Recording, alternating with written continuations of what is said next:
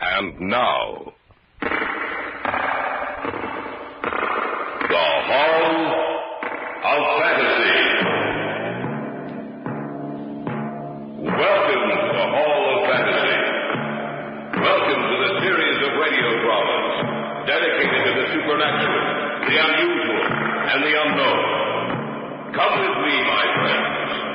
We shall descend to the world of the unknown and forbidden, down to the depths where the veil of time is lifted, and the supernatural reigns as king.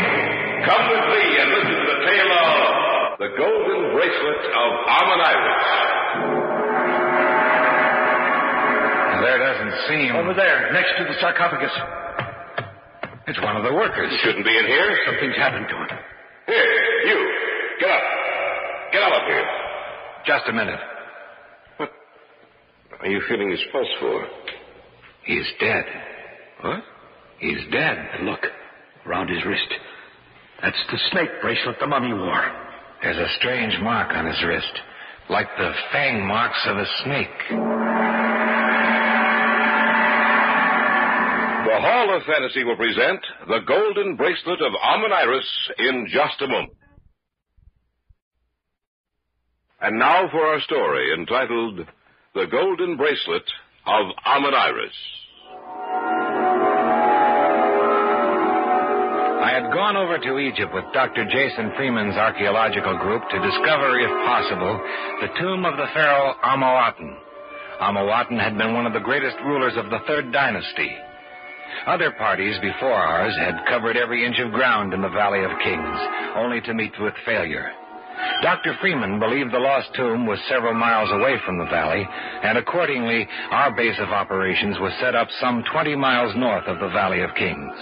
It was about midday, almost a month after we had begun excavating.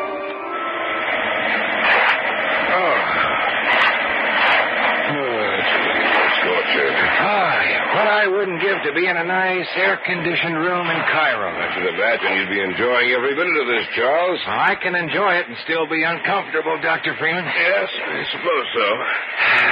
We don't seem to have had much luck so far. But we will. I'm sure of it. One of the men is calling to us. Perhaps he found something. Well, let's see. All right, we're coming. Where's Professor Porter? There he is over there. He's coming too. We find tomb. What? We find tomb. Look. Here. Let me see. Well? He's right. And we're in luck. The seal is intact. What is it? What's happened? We were in luck when we started to dig here, Porter. We found the tomb. And the seal on the door? It's intact. That means grave robbers didn't break in. The tomb is just as it was left centuries ago. Is it Amouaten's tomb? We don't know yet. We won't know till we get inside. There's no marking out here by the door. Maybe the sand is covering it. What are we going to do? We'll clear this area by the doorway. Then we'll use dynamite to blast it down. Men back far enough? There isn't anyone except us within 200 yards of that door. Good. The wire's attached, Porter? Yes. Then set it off. You've done it. Yes, a good clean job, Porter. When do we go in? You've forgotten about the heat, eh, Charles? You're caught up in the excitement of discovery. Well, it's to be expected. Yes, but when do we go in? About 2 hours.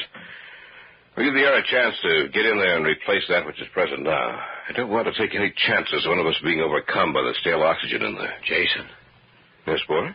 It's strange, but I have the feeling that we shouldn't go inside that tomb. I don't know. I must be reading too many murder stories in my spare time. Everything inside that tomb is dead. Of course, nothing can hurt us.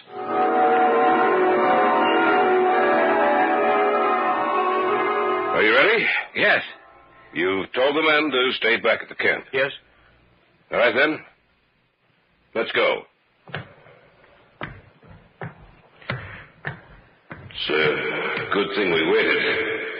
It still smells stale. Musty in here. Seems strange that there was no inscription on the door outside the tomb. Nor is there any in this passageway.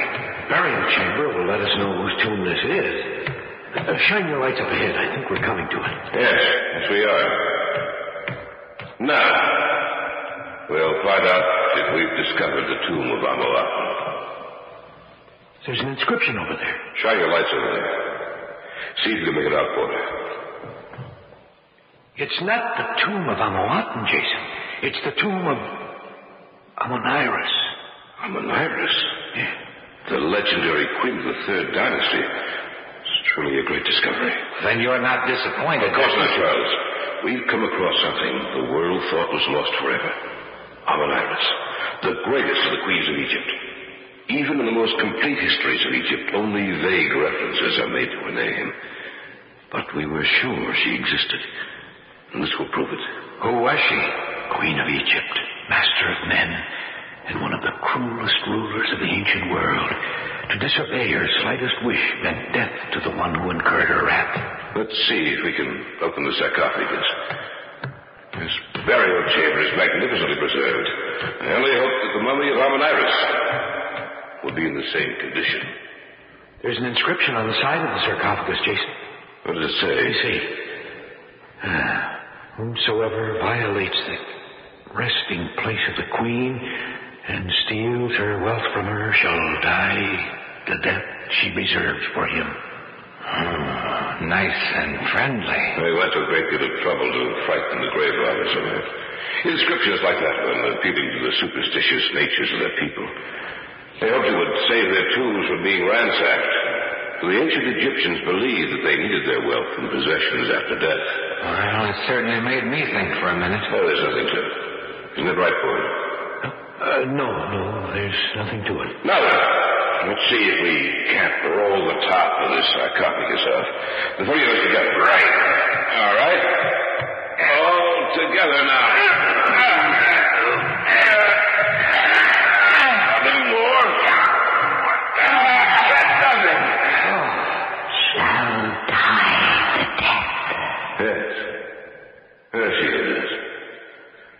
Wrapped in mummy cloth, and her head covered by a gold mask.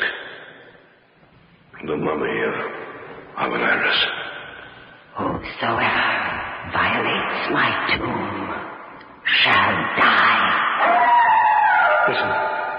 What's the matter, boy? Didn't you hear it? Hear what? The voice. Oh, you're imagining things, Ford. No, I'm not. I heard something, I tell you. A woman's voice saying, whomsoever violates my tomb shall die.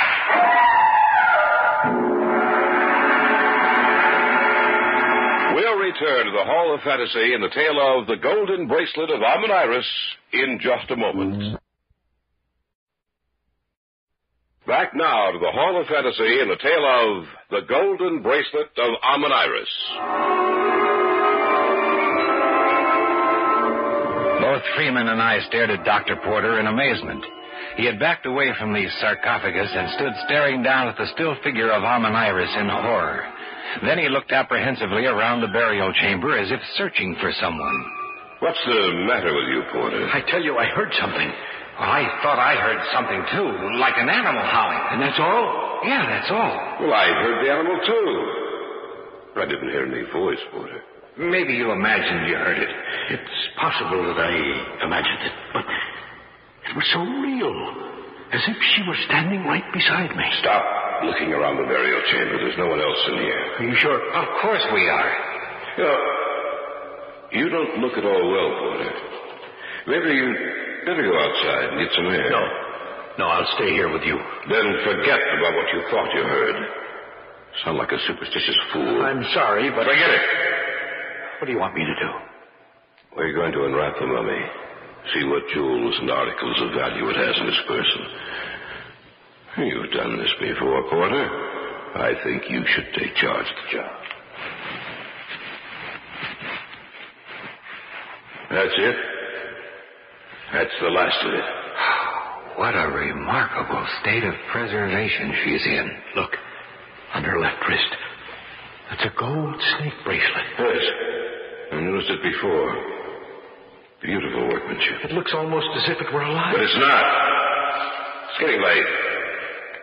We better go back to camp now. We can catalog the contents of the burial chamber tomorrow. It moved. What moved? The snake bracelet. It moved. Nothing's moved, Porter, except your imagination. You don't stop it. I'm going to recommend that you be sent back to the States. Oh, I'm sorry, Jason. I don't know what's the matter with me. I thought it moved. You're not a superstitious man, Porter. Now, that's one of the reasons I wanted you with me in this expedition. But you're sounding like a frightened fool. I'll forget this nonsense once and for all. We'll go back to camp, eat, and then get you night's sleep. I'm sure that's all you'll need to make you forget about your strange notions.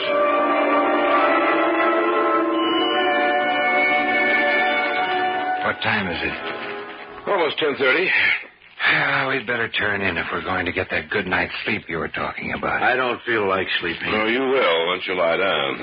You'd better go to your tent, Porter. Yes, I suppose you're right. Well, good night. I'm worried about him, Charles. Oh, he's just tired, Jason. He'll be all right in the morning. I hope so. All this nonsense about a voice and saying you saw the snake bracelet move.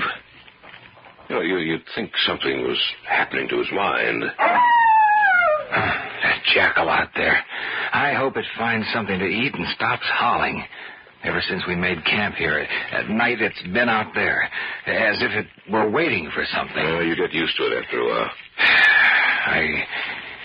I heard that cry while we were in the tomb today. I heard something myself. But it could have been the wind rushing through the passageways. You sound as if you're afraid. Oh, I don't think I am. That's what the ravings of an upset mind can do. If Porter isn't better in the morning, I will send him back. Well, you know, while we were in there today, I could almost believe that he had heard something. Now, don't tell me you're starting to believe it. What was that? I don't know. It sounded like a scream. That's what I think it was. I heard a scream. Yes. So did we. It came from the tomb. Are you sure? Yes. My tent is at least 100 yards closer to the tomb than you are. I heard it quite clearly. Maybe we better take a look, eh? Get your flashlights. One of the workers might have gone in there and hurt himself. Let's see what's happened.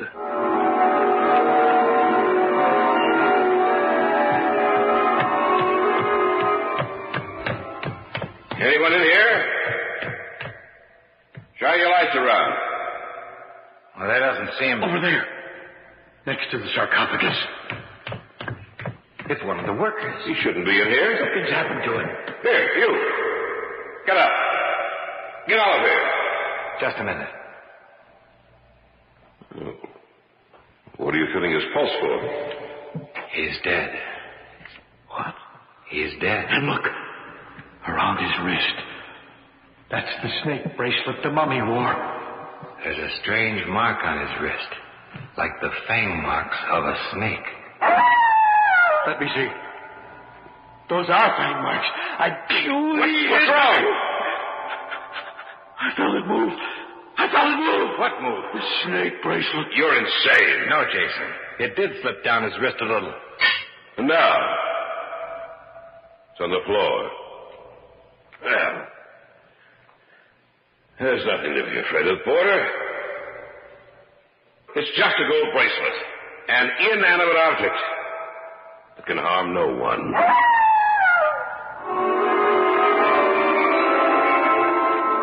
In the days that followed, we cataloged all the contents of the tomb. It was an exceptionally rich store of treasures that had been buried there with the Queen. Many of the objects we left with the Egyptian Department of Antiquities. But we were allowed to bring the mummy of Queen Amoniris and a small part of the jewelry and other articles back to America with us. Among them was the snake bracelet. About a month after our return, Jason Freeman invited Dr. Porter and me over to his house one evening. Gentlemen, my wife, Laura. How do you do? A pleasure, Mr. Jason. Freeman. Spoken of you often. And he's spoken of both of you often also. I feel as though I know you already. I see you're wearing the gold bracelet we found in the tomb. Yes, a gift from my husband. The other things he presented to the museum. Did he tell you Yes. about... Yes, he mentioned that it was found on the wrist of a dead man. Porter seems to believe that, excuse me. Hello? Yes. This is Jason Freeman. What's that? Well, that's not possible. I see. Yes. Well, thanks for letting me know. Goodbye. Who was it, dear? Dr. Stevens. The curator of the museum. Anything wrong, Jason? Yes. He said the mummy of amoniris is missing from its glass case. The case is completely shattered, but the mummy's gone. Well, who would want to see Stevens said the watchman told him he saw something walking across the grass outside the museum. What do you mean? He said it was the mummy he saw. You are listening to the tale of The Golden Bracelet of Amoniris on this week's journey down the corridors of the Hall of Fantasy. We'll return to our story in just a moment. And now, back to our story entitled The Golden Bracelet of Amoniris.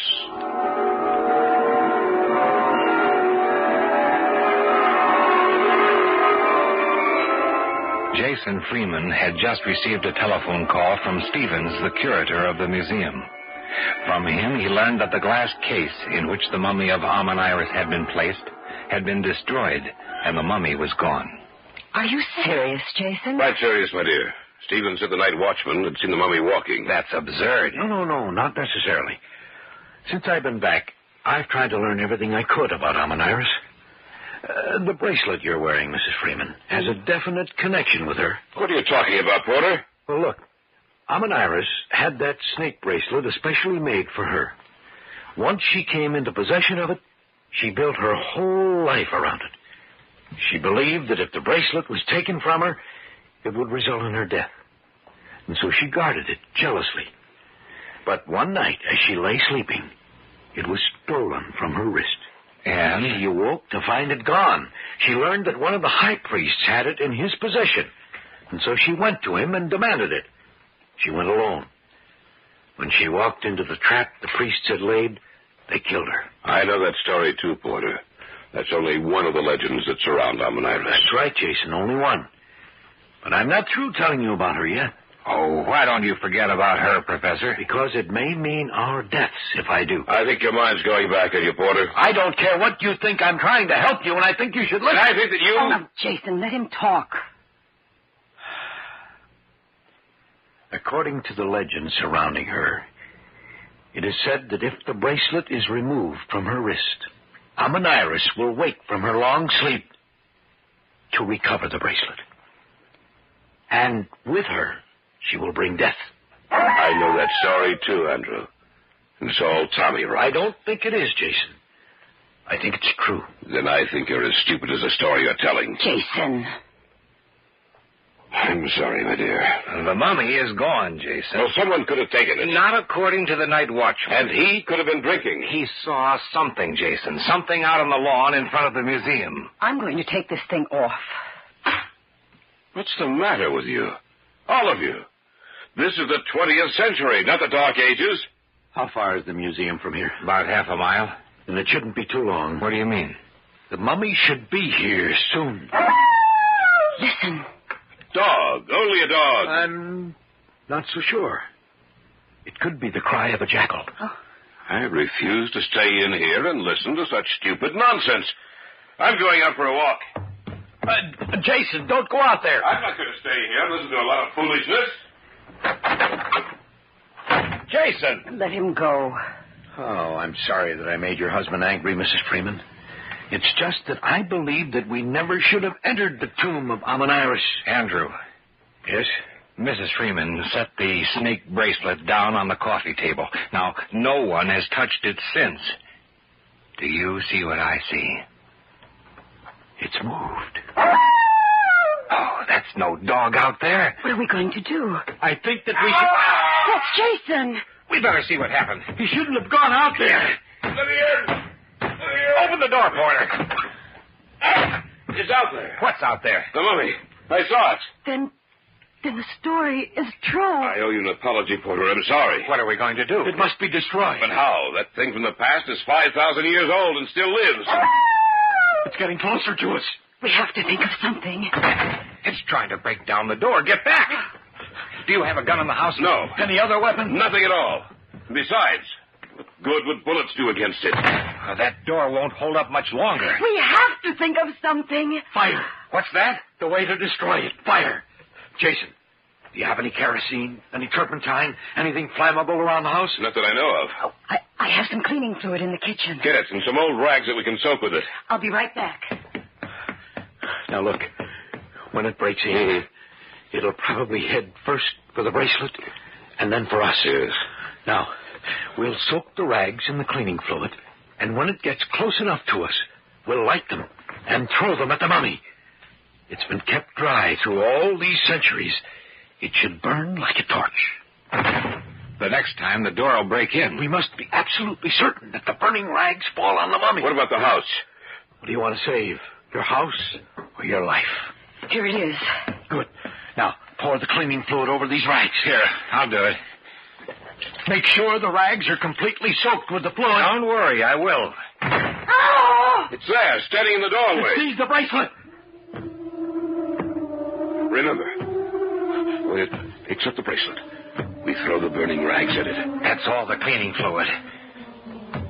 It's got the bracelet. All right, light the rags. Right. All right, hurry.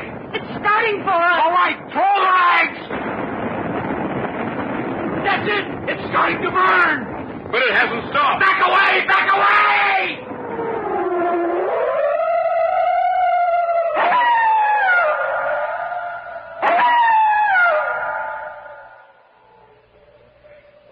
Are you sure the fire's completely out?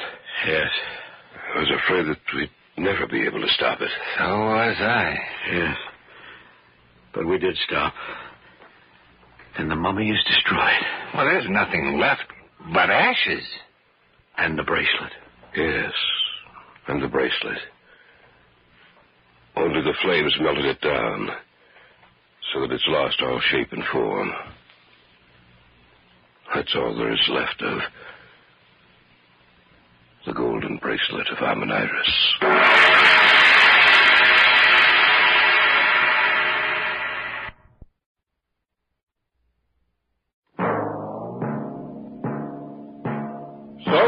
Tonight's tale of the unusual, the terrifying, the unknown. Join us again when next we journey down the corridors of the Hall of Fantasy to hear another strange tale of the supernatural.